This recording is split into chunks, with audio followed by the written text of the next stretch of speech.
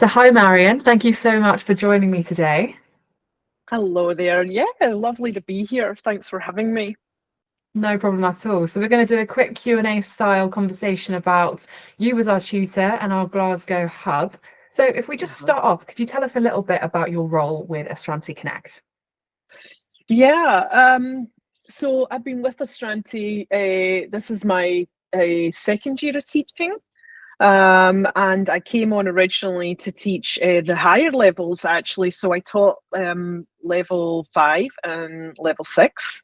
And then this year, I've been teaching on their level 2 and level 3 CPCAB courses. And yeah, so that's my role. So basically tutoring and Amazing. So let's talk about your background as well. As a licensed psychologist and a certified addiction therapist, a question we get Mhm. quite a lot from students that are maybe haven't applied for a course yet, but they're looking into the route of becoming a counsellor is what's the Uh-huh. journey? What have they got to do? So what was your route to becoming a qualified counsellor and therapist and where you are today? Yeah. Well, mine's a little different, Nora, to be honest with you, because I studied in I was educated and I was trained in the United States. So I moved over there. I'm originally from just outside of Glasgow, and I moved over there when I was 19 years old. And I went through the process there. And actually what happened was is I took a course called an Introduction to Addiction. And I should be clear here. I had no desire to be a psychologist or a counselor. So it wasn't a calling for me, and I wasn't, none at all. But it was just, I ended up coming across this course when I went to pick some college courses that I thought might be kind of interesting, and took this course, an introduction to addiction. And actually, I think as much as I was fascinated by the addiction itself, the subject, I actually really liked my tutor, and I'm not being funny here. So I really loved the tutor. He was also the course director, and later on in my career, he became my mentor. He became my mentor, and then he actually asked me to come back and teach at the university once I had qualified. So, there's a background to that too. So, yeah, so I took Introduction to Addiction, loved it, and was just fascinated, hooked, every pun intended, I guess you could say, right? Um, and then I was like, okay, what road am I going to take here? And that road led me to actually doing my undergraduate degrees and then my graduate degrees in the United States in counseling and psychology. So, um, but it's a whole different road over there because it's regulated over there, and when I say that, you cannot practice in the United States without having a master's or above. So, we are not allowed practice unless you have your master's degree, as well as you then sit for a further 2 years under clinical supervision, and you have to get a minimum of 2,000 face-to-face hours in order to become a counselor, or so that's it. And whereas in the UK, it's not as regulated, very different. And I explain that to students when they join the courses, just the differences in it. So yeah, that's my kind of my story. And it took me about 9 years total to become a counsellor and get a counselling psychologist and get my education, etc. Get my licensure, and then after that, I actually went back and did a further 2 years study in addiction, and that's where I got my addictions counselor license. I feel like I'm just rattling on here. I hope I'm not, but that's the story. But it's a long road, Nora, in the United States to become. It's longer than what it is in the UK to become a counselor. Yeah, absolutely. No, absolutely not. It's fascinating to hear. And I Hmm. think a lot of people that are starting on the journey don't really know qualification wise where to go sometimes because it almost feels like there's too many options. We have a lot of students that might have opted for a Yep. degree, for example, in psychology, and Yeah. maybe in that they've touched on modules like the principles of counselling and psychotherapy, but then you're Yeah. sort of left then maybe with like a 3 or 4 year degree in some cases. And actually, if you Yeah. wanted to study with the CPCAB, having to start all the way back at a level two, which can feel a bit demotivating. So it's great to hear that sort of all the different roads you can take to become, and especially when you think of specializations as well, like addiction, or if you wanted to work Yeah. with, say, children or bereavement, you can always go on and do extra qualifications as well.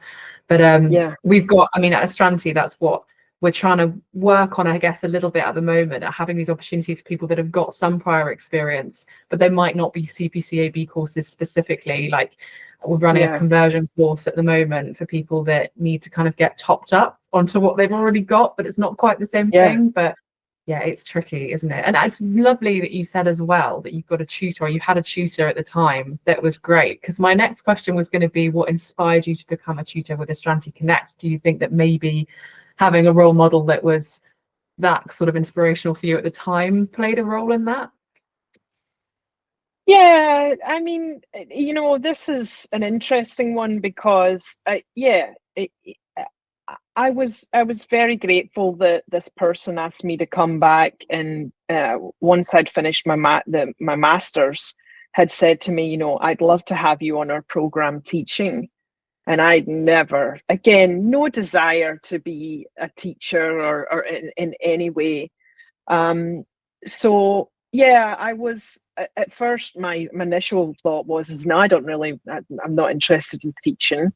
And then I kind of went, I wonder what that would be like. Because for some of your listeners here, what my interest was before I came into the counselling psychology field was I wanted to be an actress, and I wanted to go to drama school in Glasgow or London. And that didn't happen, even though I interviewed and I didn't get into the course.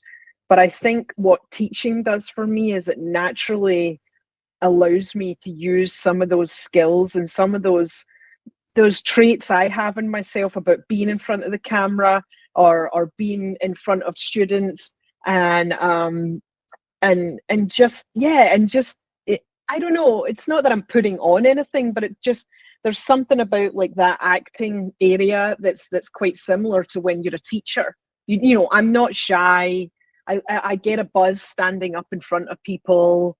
Like, I like doing that. I'm one of those strange people that loves public speaking. Bigger the better. Like, you know what I'm saying? So it kind of feeds into all that, and it feeds into that desire of what I originally wanted to do in my life, which was acting and singing professionally. That's what I really wanted to do. A cliche, perhaps, but that's what I wanted. And my life didn't take me on that direction and that road. And so this to me is kind of like the next best thing, I guess you could say, is the teaching. So yeah, that's kind of the journey. And then also I teach. I don't just teach for Astranti. I teach for a number of different organizations as a freelancer. And so I get to have not just a taste of CPCAB courses, but I also get to teach on different courses that aren't CPCAB courses as well. So it's nice. I get this mixture, and I get to see, how these different organizations put together their courses, and then of course we present them and teach these students. Absolutely. That's so interesting. And I completely Yeah. see what you mean. It's not in any way like performative, you'd say, but there's definitely an aspect of having to captivate and engage when you kind of compare Yes. acting and tutoring. And I've never thought Yeah. about that before. And you know Yeah. what? I don't think you're the only one. I think so many people in this industry have stumbled their way in and accidentally sort of fallen into this as a field. Yeah. But you end up where you're meant to be, don't you? I think so, and it's actually became a big passion of mine. This teaching in the counselling psychology field, and I've definitely found. So I've been practicing now as a counselling psychologist for 26 years, and I've actually found that I'm definitely moving towards You know, I'm self-employed, so my own business is I do consulting and I do training of my own. But I also the teaching has become a huge part of my career at this stage of my career, and I find myself just being fascinated about how I can, you know, do more of that and what that might look like. You know, both with Astranti and then also for me personally in my business and what that might look like too. So, but it's definitely it's became a passion that I never thought I would have, quite honestly.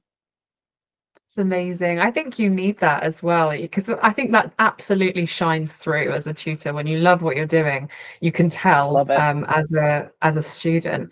But let's move on Yeah. to our Glasgow hub specifically. Okay. Looking at the Yeah. hub, in your opinion, because I've not had the pleasure of visiting it yet, I've not had the chance to go Right. up, so I've only seen it in photos. But what do Right. you think makes it a good learning environment for our students?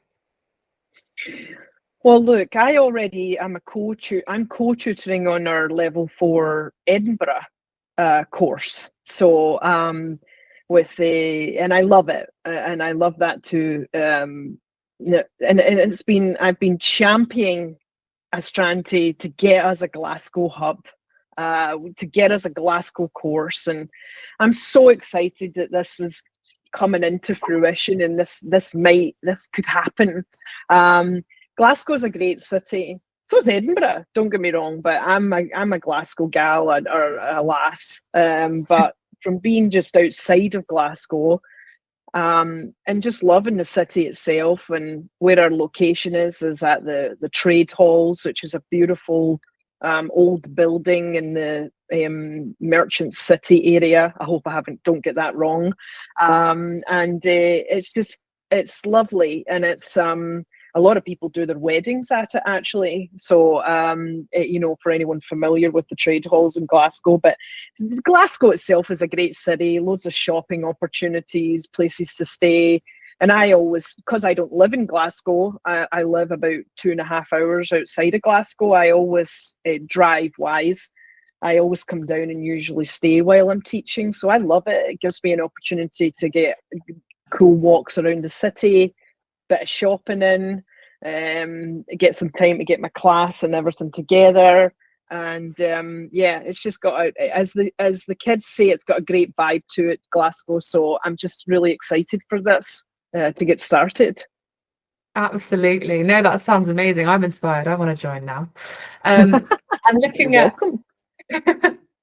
if you were a student on the course, I think because it's a deeply personal journey that you go on when you're doing a counselling qualification, and I think Yeah. it can bring up a lot of different things when you're on the course. So, what sort of support would you say students receive if they needed it or if they didn't? But what's offered to them while they're on the course? Maybe looking at sort of the Yeah. relationship you've got with them as students. Is there that ability to reach out if they needed to? Yeah. I mean, you know, Nora, it's no shocker from the level 2 all the way up. What's really important to me is my connection with my students, and that they feel that there's an open door to be able to talk to me, because first and foremost, obviously I'm a human being, I like to think, and a decent human being, a kind human being. And I've been a student myself for 9 years, so I remember what that's like and how nervy that can be, especially if people are returning to education and have been out for a really long time as well.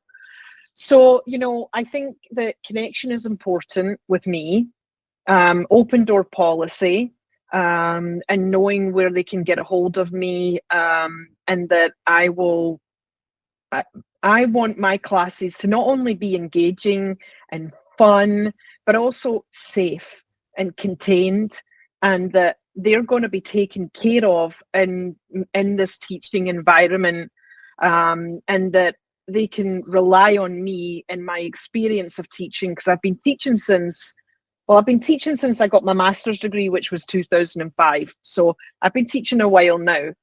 And it's just, I think hopefully that they have faith in me, that with my abilities, that I can make this a great experience for them, and that, you know, there's a number of ways that they can get a hold of me between classes. And I mean, I won't get into all those ways. I do that anyway when we first start the courses, but you know, it's an open door policy, but very healthy and boundaried as well. Like, it's not just, yeah, you can talk to me whenever you want. There's certainly boundaries around that, but I think that I leave myself, I think that I'm welcoming, and I think people feel that they can come and talk to me and ask me questions and queries, and that even if I don't know the answer, and I'll just say I don't know the answer, and I'll direct them to one of you guys at Astranti, and we'll get them the answer as quickly as possible. You know, so yeah, that's kind of, but I just want people to feel like, oh, she is someone that I can develop a trusting relationship with, and I feel comfortable with. And I think I do that through a lot of humor, appropriately, but a lot of humor, and just being myself, being genuine and down to earth. Because I don't know about you, but what draws me to people is when I feel like they're being real, they're being themselves, which is one of the things that we teach counselling students, is you have to learn, or not learn, but you have to be yourself. You have to be quite self-aware of how you tick. Anyway, sorry, I'm getting into a counselling class now here and starting my own teaching here. I'll just stop it. But yeah. So, no, I love it. I love it. I should be scribbling notes down while I'm listening. No, that's perfect. I think you're right. I think authenticity is a huge part of that learning journey. And you might almost find that some students, it's almost too intimidating to kind of learn all the approaches and obviously all the skills that you've got to have to be a counsellor, and then to do it so in such a raw way, with your kind of personality behind it, and in a way that is authentic and real. It's its own balance, isn't it? But on that note, I suppose, looking at students coming in, do you think there's maybe a common challenge that students face, or maybe a common fear that they might have coming into it, that you support them with in a certain way, or how do you help them overcome any common fears or challenges? Well, you touched on something earlier that I really wanted to go back to, which was that we do get people on the courses that already have degrees. They already have diplomas. I cannot tell you, Nora, how many people that I teach who have degrees in bachelor's degrees in psychology, or master's degrees in psychology. In fact, I've got two people in one of my courses at the moment who both have a master's in psych. I've got a lady who's from another country who has a master's in psychology and is also practicing in the UK, but she's from another country and trained from another country in Europe. Oh wow, yeah. And these are fascinating and I want people to feel comfortable to come on this course, even if they've got a background in psych, because listen, I've been doing this a really long time and I still learn. And the thing is a lot of the people who have these bachelor's or master's degree in psychology, they didn't have a placement in either of these degrees. And so they come back on these courses that we do because they've got to go through a placement process in order to get accredited and all that jazz with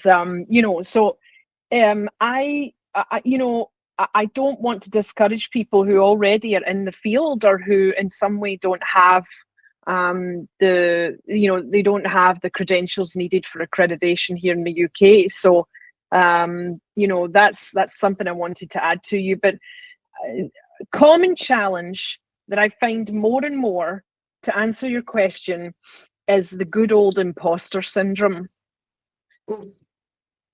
Right? So that is something.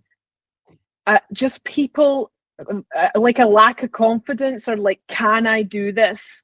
Am I fit for that? Like, could counselling be a career for me?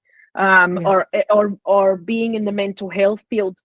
I just had a tutorial yesterday with a student who said to me, and I won't reveal anything about this person particularly, but what she said to me was, I don't know if I'm too emotional for this. And I said, well, I think only you can answer that. But from my point of view, there's nothing wrong with being emotional. like that's a good thing to be tapped into your own emotions. So, Absolutely. yeah. So like we had this great tutorial and this discussion with each other about that. So yeah, but I think a lot of people are concerned. Coming to mind. I trained somebody who was an architect a couple of years ago. I've trained people who were. I just had a lady recently who was a lawyer. I've had a few lawyers that I've taught actually. It Interesting. really is. Yeah. So like this idea of like, can I go from what I'm trained in and totally do a 180 and train in this area of counseling and psychology and mental health and wellness? And it's like, of course you can. Why can't you? Like of course you can switch gears. Like, of course you can retrain in another area. And so, imposter syndrome is very normal. I get imposter syndrome. And I at times question my abilities and can I do this and should I be doing this? Not often, but I do. Yeah, so that's the biggest challenge that I see at the moment. Challenge fear and overcoming it. I think, it's either me talking to the students about it, and it does come up. Also, I advise students to get into some personal counselling, see what it's like to be on the other end of the couch.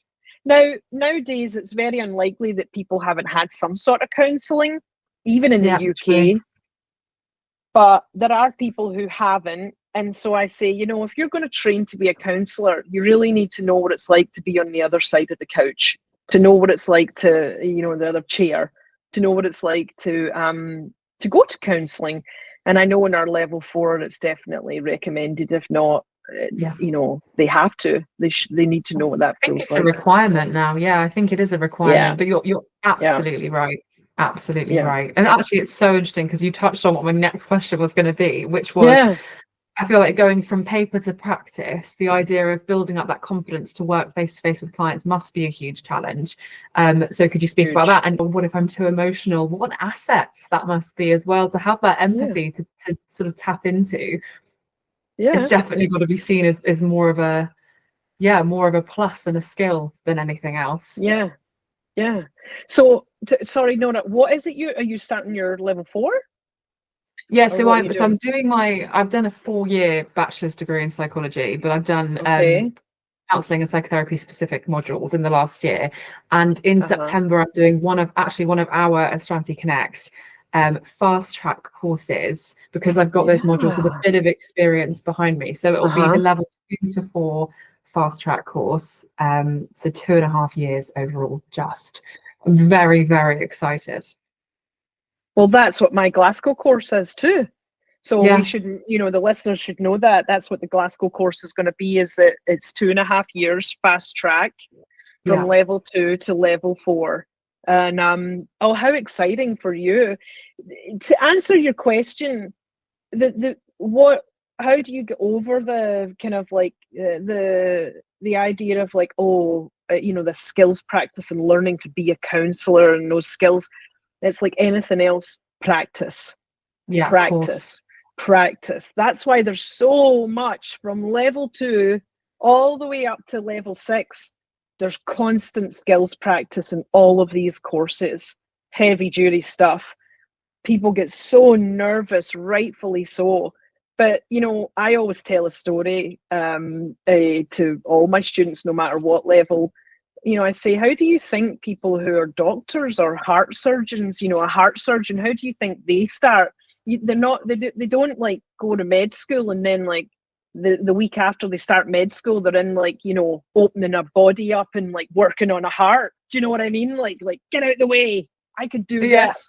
Like, no, it takes practice and time and patience and watching other people and then doing that yourself. And, and so, I just, preparation prevents poor performance. So it's prepping and being ready. And we'll say, well, how can you prep, counselling, learning counselling skills? But I think it's more about just taking a deep breath and trying to be present, when you do your counselling skills with a peer, another student, and just accepting that you're going to make mistakes. You're going to make mistakes, and have a laugh about it. I say to my students, I'm like, you know what? This is the time you make mistakes in these classes. Make them. It's fine. And then readjust and start again. Like that is how you do that. And I still make blunders in individual counselling sessions with my clients, but my clients, like I'm a human being. I make mistakes, and we usually just laugh it off and we start again. Yeah. You know what I mean? You're human. So, That's the thing. well, isn't that what we're meant to show our clients? Absolutely. You know? And that's the authenticity as well. I mean, if you were performing it 100% and perfect all the time, how real would that be? So, and you know, as you said, it's probably about being there in that moment with that person, more so than saying the right thing a lot of the time, which yeah. But that's so, and you said earlier as well that you've had people from all sorts of backgrounds and all kind of careers come back to this. I was going to say, have you seen many people, potentially this applies more so just for the level 2, but do a level 2 course when actually they haven't got much intent of becoming a completely qualified counsellor, but they want those skills under their belt to sort of add to the career they've already got in another area? Yes. In fact, interestingly enough, one of a number of the lawyers that I've trained are actually, they come and do level 2 and level 3, but they have no intentions of doing the level 4 diploma. Wow. So what their intentions are is to, you know, because level 2 and 3 really set you up, but level 2 specifically, as you were saying, I think that's kind of more that's more like counselling skills, like your paraphrasing and your summarizing and your minimal encouragers, which is your and smiling and eye contact, like all these really important things that need to be in place in order to connect with a person, an individual, you know, to connect in a counselling room. But equally, all these skills work in the business world. Yeah, absolutely. Like they work in other areas of you know, other vocations and other places. It's no secret that a lot of the Fortune 500 companies in the United States, they have clinical psychologists that work for them, that work with their employees in order to help employees, you know, obviously to offer them support if needed, but also too, they do a lot of training in how to connect with people, authenticity, being genuine. So, you know, I have loads of people on my course, and I love it when they say to me, I'm not here to be a counsellor. I'm here because I want to brush up my skills and how to connect with others. I'm working in the business world, and I think I need refreshed, or I need to look at this. Things are changing all the time. And even culturally, Nora, like knowing, like, you know, obviously the Western culture, there's certain ways that we communicate with people, but if you're in the business world and you're working with people from other cultures that aren't necessarily born and raised in a Western culture, it might be slightly different about how you approach them, your eye contact with them, your communication styles with them might be different. And so that's why we get a lot of people on the level 2 and 3 courses who just want to brush up on those skills of like how to communicate and, you know, with other people in a healthy manner. Absolutely. Well, it's those interpersonal skills, isn't it? And it's hard to think of a career really where they don't come into play, where you don't need to kind of practice them at some point in your career and in your journey, because they're so vital, especially if you're looking at careers where you are in some sort of care role or helping people, even like teachers or social work or something like that. You probably think it'd be even more applicable. But the lawyers one is so interesting. I'd never even thought of that before. But now you've said it, I'm like, no, that makes so much sense. It's so interesting because I worked for years in a psychiatric inpatient hospital in the United States. And then I worked in a rehab for years running a inpatient clinical therapists. I worked there for a long time. And supervised a lot of people there as well. And it's amazing how, you know, even a doctor, a medical doctor, sometimes their skills are, they're not that got the greatest bedside manner, because frankly, they're not taught that in medical school.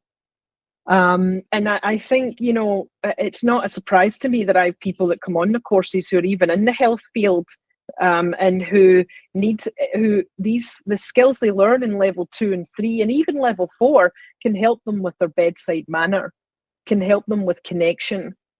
And they're in the healthcare field, or when you go to the GP and you're like, that person's not exactly the most friendliest GP in the world. You know what I mean? You're like, gosh, they could use, I mean, I think a lot of us could use some brush up in our interpersonal skills, if I'm really honest with you, you know? Yeah, absolutely. That pastoral care, I think, is definitely when you're in a role where you're working with any kind of the potential for a vulnerable person or vulnerable people. It's so important. And actually, you could say that you'd face clientele or patients or whatever it would be like that if you were, you know, a lawyer, a teacher, a care worker in any kind of medicine or healing role and anything. But no, that's amazing. Well, I tell you what, that's all the questions that I have for you. On a leaving note, is there anything you would say to anybody that's considering doing one of our Glasgow or our Edinburgh, Scotland-based courses if they're in the area? Oh my goodness, you know, give it a try, or, you know, or reach out to Astranti and or yourself, or even if you want to talk to me, I'm happy to talk with students that are looking to do this. You know, we can set up a video call. If you're interested in the Glasgow course, I'll be happy to, you know, if there's more questions that you want to ask, or we could even do a group thing if there was a bunch of people that were interested. But I think, you know, I don't want to leave this call without mentioning this whole idea of like the CPCAB, and just, you know, what, you know, it's their courses that we teach at Astranti. It's you know, we work with them. And a lot of, Nora, it's not well known, CPCAB in Scotland. I don't know if you know that, but it's not well known. Okay, so, and if people are interested in that, just literally go to the CPCAB website and have a look at it. It's very important. But what I love, being that, you know, it's only been a little under 2 years since I started teaching CPCAB courses, okay? But what I love about them is how detailed and structured they are, and how if you start from level 2, they just beautifully wind themselves together throughout all the levels, and they make sense. So now that I'm teaching, now that I've taught from level 2 all the way up to level 6, which is our supervision course, if people are interested in knowing that. So you can learn to be a supervisor as well later on in your career with us. But you see how it's woven together, and there's a road you take with CPCAB the whole way through. And at first I used to think, oh, it's an awful lot of work, or there's a lot going on there. But actually, now that I've done it for a couple of years, the CPCAB courses, I really think that what it does is we train people in all different areas of counselling and mental health, and it's a really in-depth training. That's what I'm trying to say. And I think it's people should know that. And I'm really hopeful that we get people to join our Glasgow hub. And of course, we've got Edinburgh as well, if Edinburgh's a bit closer to you, so look into that. My colleague and friend Rachel runs the Edinburgh hub, and so there's that opportunity too. But I hope people are, you know, if they want to know more, reach out to Astranti, or if they want to talk with me, I'm happy to have that conversation via video or whatever it is. And yeah, I'm just excited. I'm looking forward to what this course will bring for people. You know? Absolutely. Yeah, perfect. And as you said, if anybody has any questions about the way our courses are structured, or the way the CPCAB courses work, or about things like course sort of content or start dates or anything like that, the nitty-gritties, the ins and outs, do contact our course advisors. You can find the contact number for them on our website. They're so helpful, and you can give them a range of working hours and they'll be great. And you're right in saying that the CPCAB courses do build off of each other really nicely. They are very structured, and those steps from level 2 all the way to the end of the diploma at the level 4 and beyond as well, like you said, in the 5 and 6 courses, just flow really nicely. So if you are somebody that is looking to, you've got the end goal of I want to be a qualified counsellor at the end of this. The nice thing is that, you know, it's not like, oh, I'm going to have to do one course with this company or one course with this training provider or this sort of accredited body. You've got it all laid out in front of you, which is really, really valuable. Yeah. And you can see that on the website here. I might be doing your job now, Nora, but you can go to the website and you can see, oh, this is what level 2 looks like. Okay, this is what level 3 looks like. Well, I mean, you can do that on the Astranti website, but you can do it on the CPCAB website too, see the progression that occurs. But actually what I think occurs is, I like to think that when you do these courses that what you actually produce is a very self-aware and I'd say educated and just a solid, competent counsellor, which is the most important thing when you're going to be working with other people in the counselling, field. So yeah. Absolutely. Well, thank you so much for joining me today and answering all my questions. They've been so valuable, and I know there's going to be a lot of potential students out there or people that are looking into this journey that are going to find them really helpful. So thank you so much. Thank you, Nora. It's been a pleasure. Okay, so you take care.